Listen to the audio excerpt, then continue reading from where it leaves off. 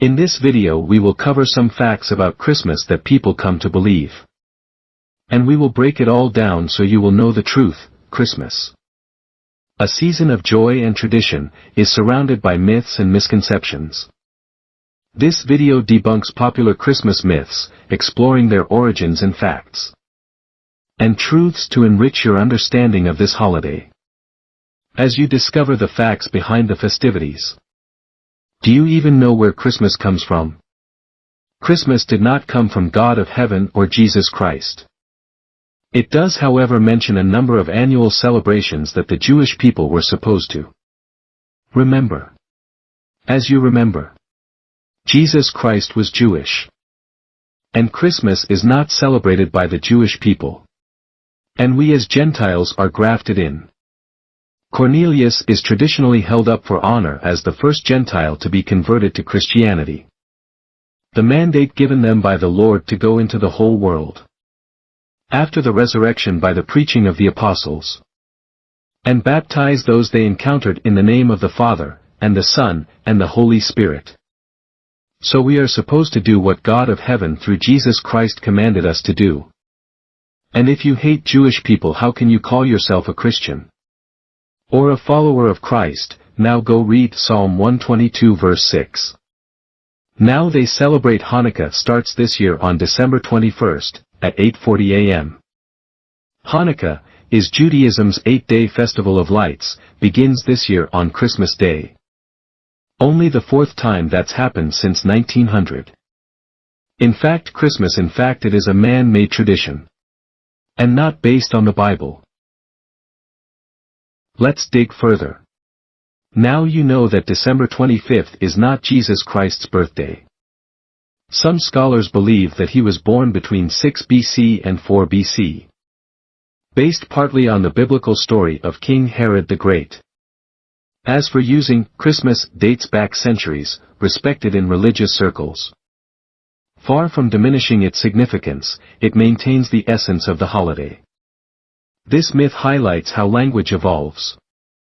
Reminding us that understanding history can deepen appreciation for traditions. A common belief is that Christmas marks the exact birthdate of Jesus Christ. Historical evidence suggests otherwise. The Bible doesn't specify a date. Some scholars believe that he was born between 6 BC and 4 BC, based partly on the biblical story of King Herod the Great. As for December 25th was chosen in the 4th century. The Roman Christian historian Sextus Julius Africanus dated Jesus' conception to March 25th, the same date upon which he held that the world was created, which, after 9 months in his mother's womb, would result in a December 25th birth. As Pope Julius I of the Catholic Church officially designated the date of December 25th as the date for commemorating the birth of Jesus Christ while aligning it with the existing pagan festivals such as Saturnalia and the birthday of the sun god known as Sol.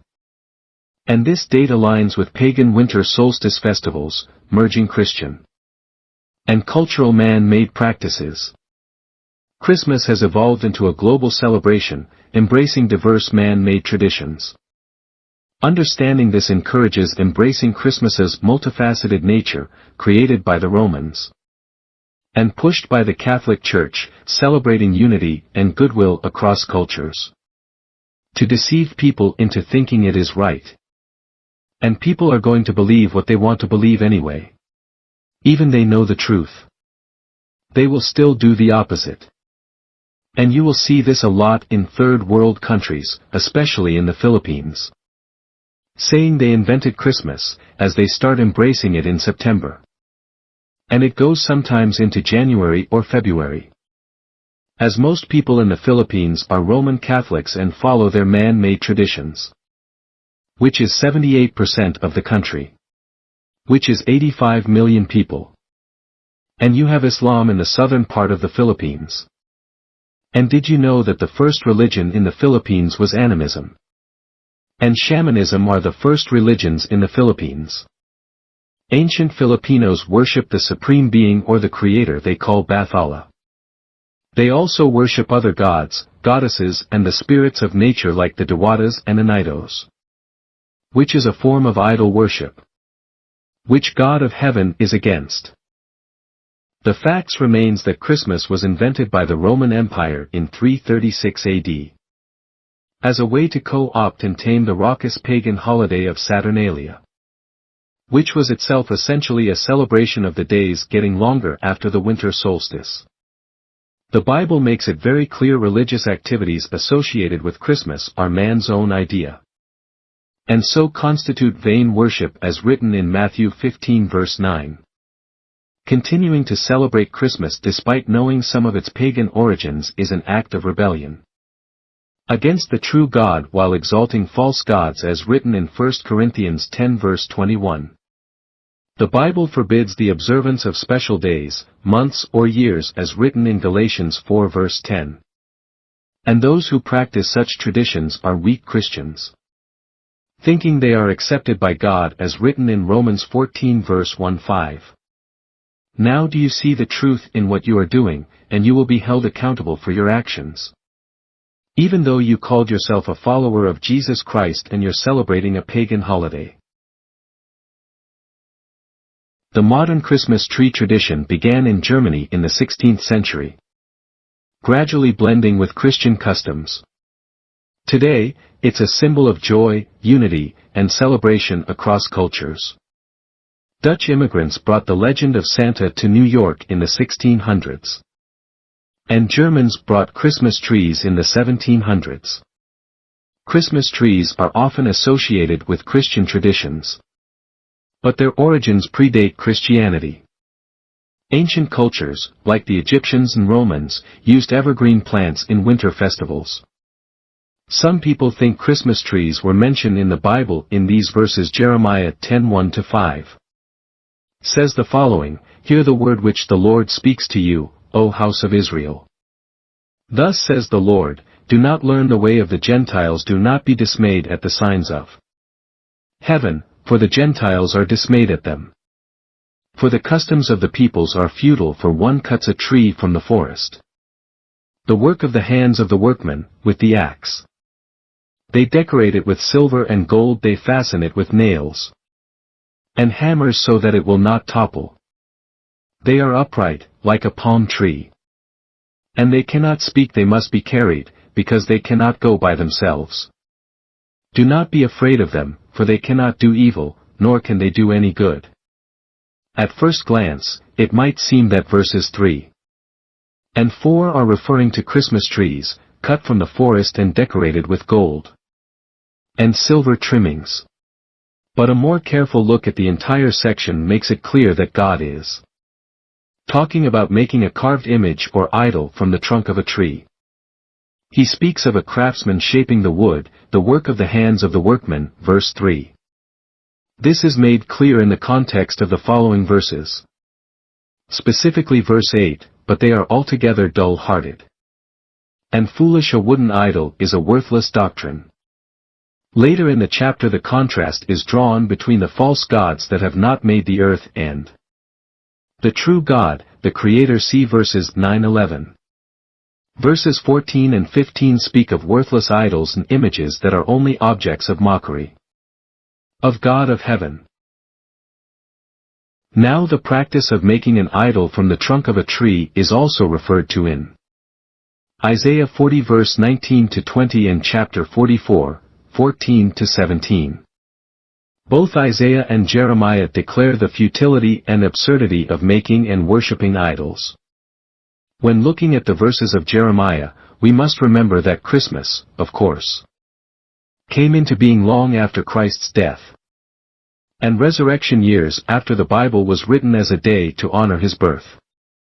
And the practice of decorating Christmas trees originated even later.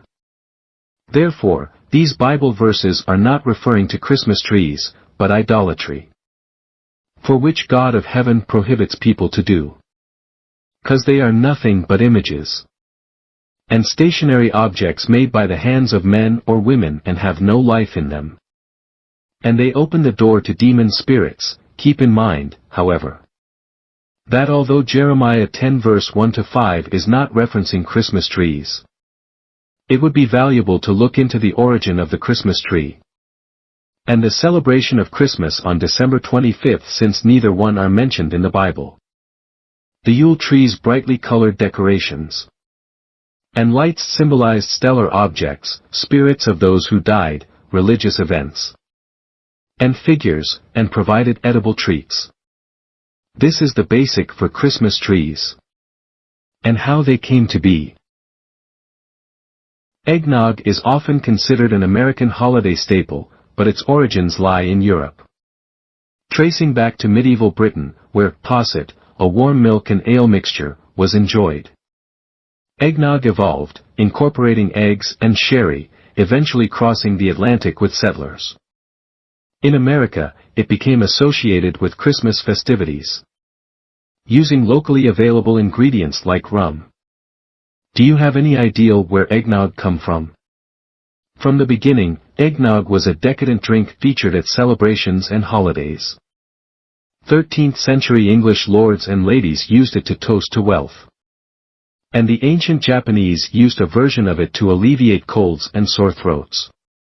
The etymology of the word eggnog has Old English origins, with nog meaning either a strong beer or a wooden cup. The word eggnog seems to derive from both these meanings, with the presence of eggs and its strong, alcoholic ingredients. While no one knows who invented eggnog, most historians and foodies generally agree eggnog originated in medieval Britain. The upper classes were the only ones to have access to the milk, sherry, and eggs required to make the first version of eggnog, so it began as an exclusive beverage. Monks in the Middle Ages added figs and eggs to this beverage they called posset, essentially an aromatic eggnog. And the wealthy generally used it for toasts to health and wealth. Most likely, eggnog became associated with the holiday season due to lack of refrigeration. In the early American colonies, eggnog became a more common drink due to the extensive farming opportunities. Farmers and everyday people had more access to cows and chickens. And with cows and chickens come milk and eggs, essential ingredients for eggnog. Surprisingly, our founding father, George Washington, had strong feelings about making strong eggnog. Did you happen to know that eggnog also has a troubled past due to its high alcohol content? Eggnog featured prominently in the Eggnog Riot at West Point in 1826. To set the stage, you'll need to know a little bit about the tradition that spurred the events of that night. West Point, the United States Military Academy, hosted a Christmas celebration every year with eggnog. But with the introduction of the strict new superintendent, Colonel Sylvanus Thayer, all alcohol on West Point's campus was forbidden. Many students didn't agree with Thayer's monastic rules. Eggnog was a traditional part of West Point Christmas. But the new rules barring alcohol complicated the festivities. Not ones to miss out on the fun, the West Point classes of 1826 concocted a plan. Because the guard was willing to look the other way for a 35-cent bribe, which is $10 in today's money. Several rebel cadets had been buying jugs and smuggling them into the barracks. At least 2.5 gallons of whiskey and a gallon of rum had been obtained from local taverns and snuck past the guards while other cadets stole food from the mess hall. Students began trying to smuggle in alcohol from taverns around town, and even from across the Hudson River, to add to their eggnog. After a scuffle when two monitors discovered a few drunk students, things escalated into a full riot. Once things calmed down, there was significant damage to the institution. The disheveled dormitory sported broken windows, smashed furniture, banisters ripped from stairways, and shattered plates, dishes and cups. Damages were assessed at $168 and equals to $3,954 in 2015. And the administration expelled 1 soldier and 19 cadets.